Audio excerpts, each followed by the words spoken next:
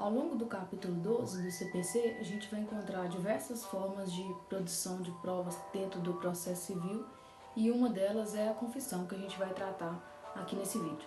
O conceito de confissão é trazido até pelo próprio Código, no artigo 389, que diz que haverá confissão quando uma parte admitir como verdadeiro o fato alegado pela parte adversária, pela parte contrária, e sempre que esse fato beneficiar a parte adversária e contrariar o interesse do confitente.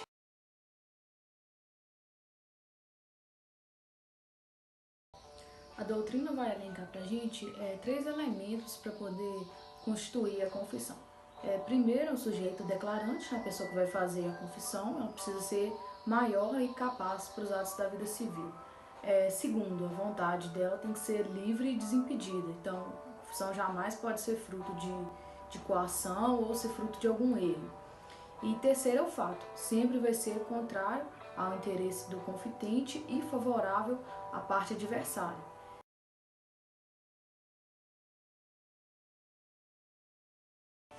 Por que se diz fato contrário ao interesse de quem está confessando e benéfico à parte adversária? Porque não faz o menor sentido usar como meio de prova um fato alegado pela própria parte que vai beneficiar ela mesma. Então, sempre o fato alegado vai ser contrário ao interesse de quem está confessando e benéfico à parte adversária. O artigo 391 traz para a gente que o confitente sempre faz prova contra ele mesmo.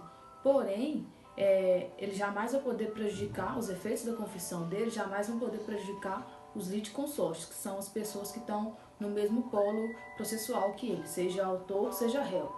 Então, lá pela regra do litisconsortes, os fatos benéficos sempre aproveitarão todos os demais litisconsortes, porém os fatos que vão prejudicar jamais serão alcançados aos demais litisconsortes.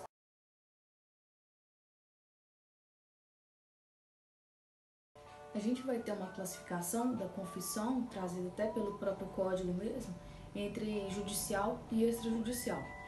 A judicial é feita em juízo, vai constar de dentro dos autos do processo e ela pode ser espontânea ou provocada.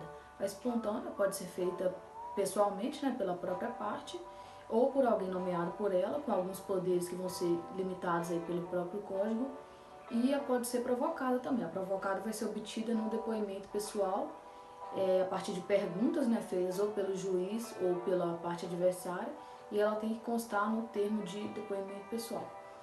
E além disso, a gente tem a extrajudicial, pode ser feita de forma oral ou escrita. Mas para a oral surtir efeito, não pode ter nada na lei que exija prova literal, senão ela não surte efeito. Além disso, também a gente tem uma classificação trazida pela doutrina entre confissão real ou ficta.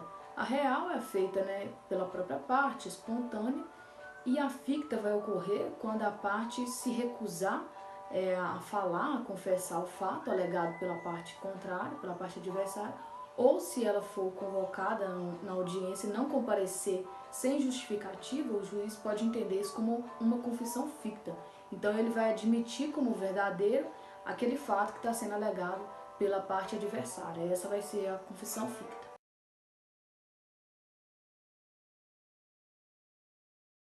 A gente também tem algumas características da confissão.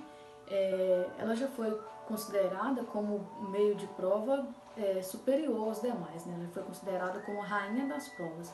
Hoje em dia, no novo Código de Processo Civil, ela é valorada tanto como as demais provas, então ela perdeu essa superioridade entre as demais. Ela também é irrevogável, a pessoa não pode confessar o fato e simplesmente depois dizer que arrependeu de ter confessado. Porém, ela pode ser anulada se restar provado que ela foi fruto de algum erro ou se ela foi obtida por meio de coação ou alguma outra forma de ameaça.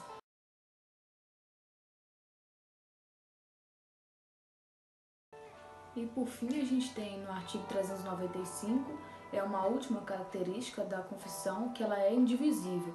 Então não pode a parte aceitá-la no tópico que beneficia e rejeitá-la no outro tópico que venha a prejudicá-la. Não pode dividir a confissão.